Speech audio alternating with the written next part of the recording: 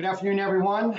This will be video 3 in our 9-part series that delves into UAT Group as a conglomerate, or as I should say, as a public holding company, and all of its subsidiaries. At this point, we're at 5 subsidiaries and 2 strategic partners announced. And I just got off the phone with Blake Cooley over at Boost Words, so I thought now would be a good time to get into what's going on over at Boost while it's still fresh on my mind, to be quite frank. And I've been falling a little behind. We've got it's been a while since I did a video on the series, so I want to make sure I get everything out to you so that we don't fall behind, okay? So with Boost Words, what do they do? Boost Words is essentially a marketing firm. They are very comprehensive. It's a lot more complicated than saying that they're just a marketing company. What they do is they evaluate on multi-tiered levels what's going on with an organization from supply chain and how it affects calendar pertaining to sales, all the way through fulfillment to retail to actually getting to the customer, and then that customer experience. And then they also take into consideration the user experience while they are shopping on a corporate website. So if they're shopping for Hygieia Skin, let's say, they're evaluating how a customer travels through that site from interest through educating them on the product to sale. And they're very good at it. They're very good. And I've been very impressed with the results that they have delivered. Hygieia Skin has seen substantial growth as a direct result of what Boost Words is capable of delivering to leadership and as far as recommendations, but also in data. And that's valuable. It's very important. So that is involved. And they have done that across all of the companies. Well, I think they're still looking at a couple of, they're still drilling down to the minutia on a few of the companies, but they are in the process of now putting together a recommendation on a marketing plan for all of the subsidiaries and even assisting with our strategic partners, working hand in hand with some of the marketing people over at Bacter and Nextcast. So they are very integrated across the board, and they also have their own clients that they service, and we'll get into a little bit of what that means or what that delivers as far as revenues here a little later in the video. We're not going to get too specific because the specific numbers will be revealed, or I should say disclosed through a normal disclosure process when we do our filings. So when we take a look at a company, when you're evaluating something like Hygieia Skin, or the UAT biotech side of Hygieia, which would be the socks, you start taking a look at how do you acquire those customers? What are the costs associated with that? What are the mechanisms? What's the best strategy? And then how you funnel them in. They call them the funnels. We get these reports on them from capturing their attention to sale. And one of the ways they're doing that are through some of the algorithms that they've developed over the past couple of years when we began doing UAT biotech Hygieia socks. So Dreaming Company handles the Hygieia Skin line. They've licensed the name for those purposes. They have expanded that into nutraceuticals and supplements, and I think you'll start seeing a lot more of that branding across or throughout HBC Health Solutions when you look at some of those supplements. So in a previous video, we went over, it's about a week ago, but we went over the different product lines that they're looking to launch. We looked at, prototyping. And here's another interesting component of this. Boost is integrated into even the prototyping. So what will work? What is appealing, right? As far as the packaging, and we all kind of weigh in on that to make sure that we are delivering the best that we can as far as quality and product, but also in the packaging where it makes it appealing. and that matters. Matters more than most people probably would like to realize. And then we have to manage those costs. So Boost is in the process of expanding. So let's talk about some of those operations. They've expanded their Facebook and Google Ads team internally. They are in the process of screening some folks to bring them in for web design. They have a full photography and videography department they're building out right now.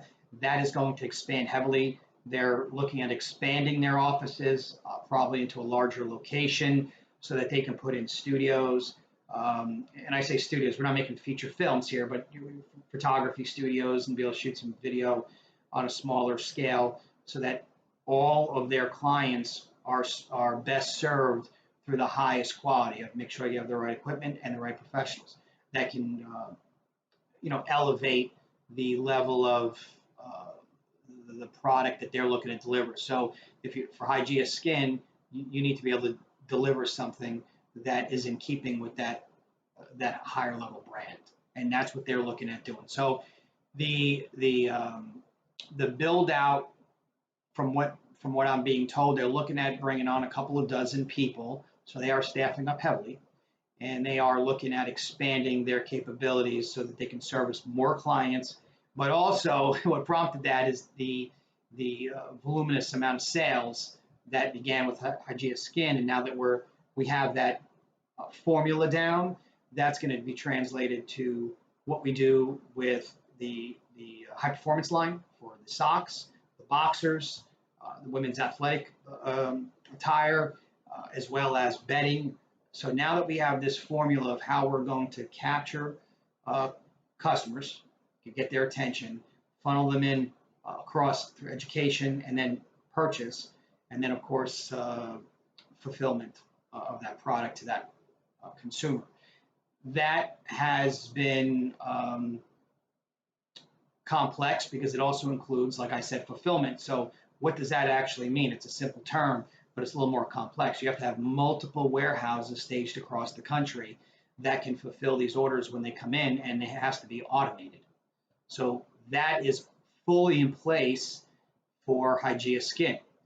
Now we're going to do that across all subsidiaries for all products to make sure that we can serve. Now it gets a little more complicated when you take a look at things like NextCast, because that's a professional piece of equipment that can be purchased strictly by orthopedics or medical or healthcare professionals, hospitals, orthopedic surgical centers, surgeons, etc.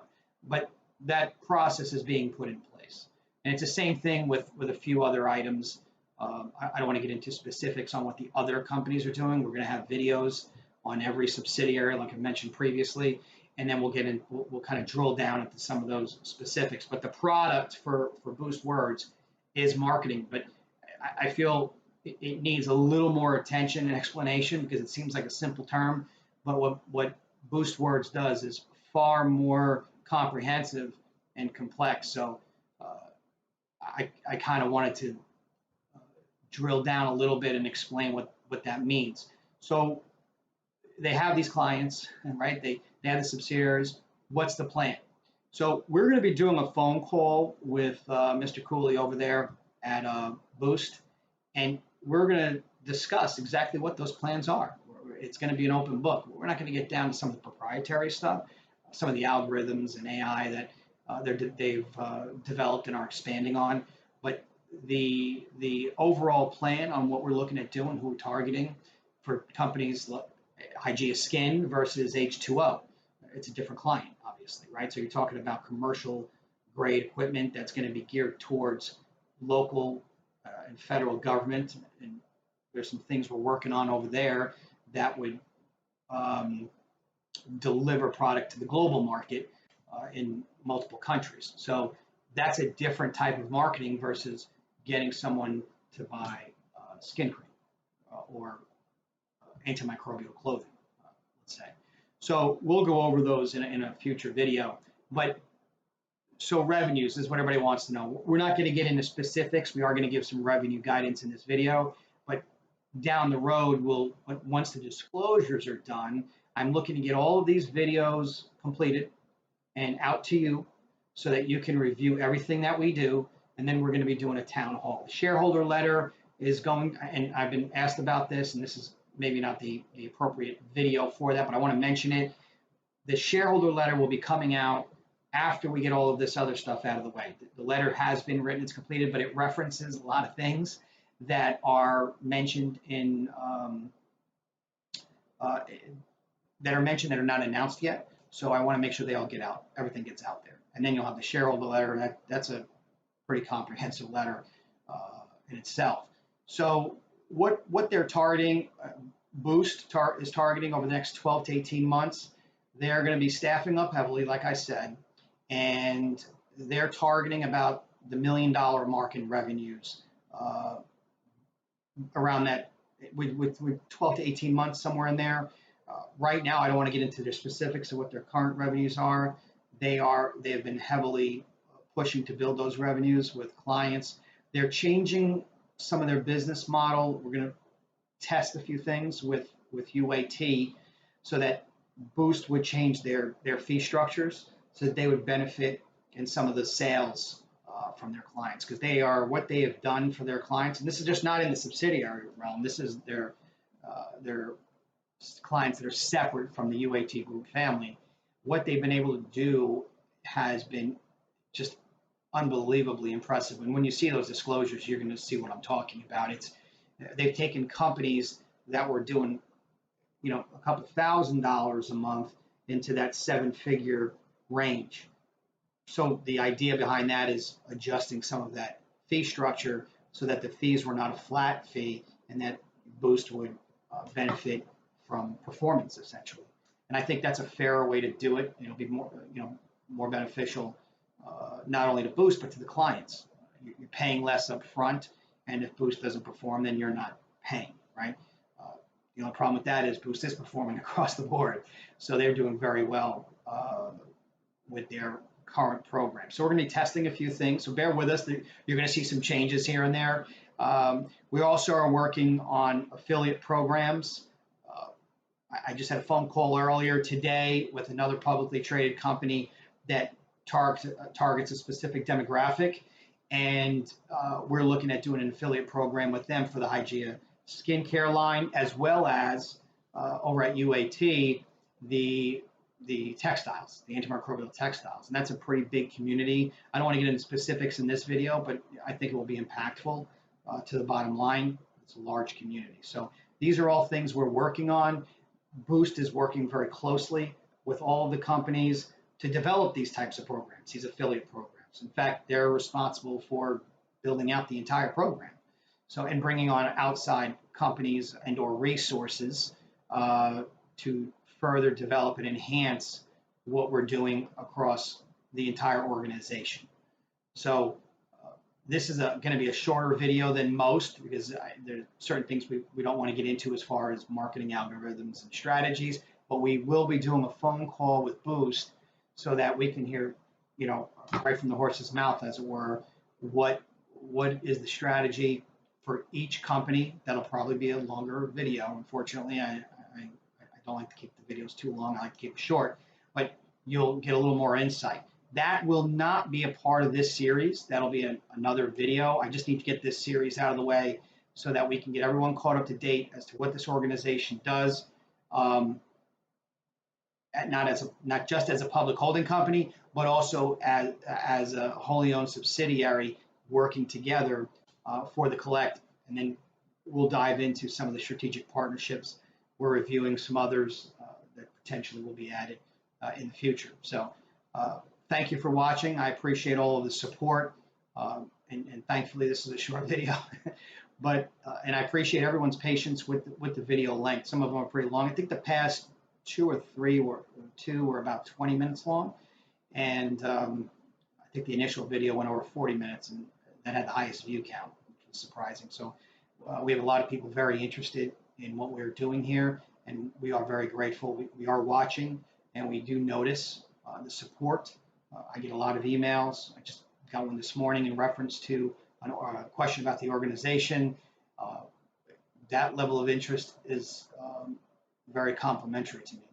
I really do appreciate so many taking an interest in what we do day in, day out for years at this point, and being so excited about what it is we do here and where we're heading. So thank you. And we've gotten a lot of, I get a lot of emails that just say, hey, you're doing a great job. Just want to give you an attaboy and thank you very much. I don't have a question, but you're doing a great job. I appreciate those as well. And as always, keep the questions coming. Anyone has questions, give us a call. If for some reason you can't get me on the phone, I know that can be challenging at times. The schedule's been pretty hectic. We've got a lot going on, as many of you know. Shoot me an email, leave a message, and I will get back to you. I always get back to you, no matter what. If you don't hear from me within about 48 hours, typically, then I don't have that message. No one gets ignored. So keep going. Thank you for the support, and I look forward to talking to you in the next video. Thank you very much.